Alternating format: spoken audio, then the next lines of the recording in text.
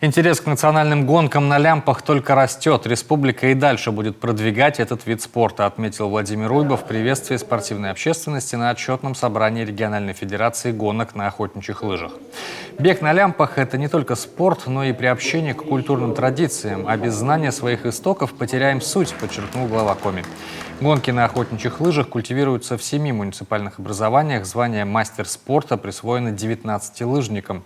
15 лет назад под эгидой Коми Войтер появился лыжный фестиваль «Лямпиада», а в 2017 году бег на лямпах был официально включен в российский перечень национальных видов спорта.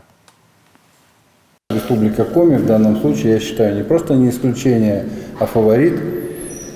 У нас сформирована своя линейка соревнований, фестивалей, мастер-классов. Дисциплина «Национальные виды спорта и игры» читается в Сыктывкарском государственном университете имени Петерима Сорокина, нашем опорном вузе. Издается тематическая учебно-методическая литература. Это на самом деле уже становится массовым состязанием с точки зрения ответной реакции. Зрители приходят, болеют, особенно за своих ребятишек. И это очень важно. Я с этого начал. Надо нам корни обязательно укреплять, потому что дерево без корней засохнет. Создание Федерации национального вида спорта в 2018 году стало мощным фактором развития. Расширилась география участников гонок, выросло внимание властей, промышленников и, конечно, болельщиков.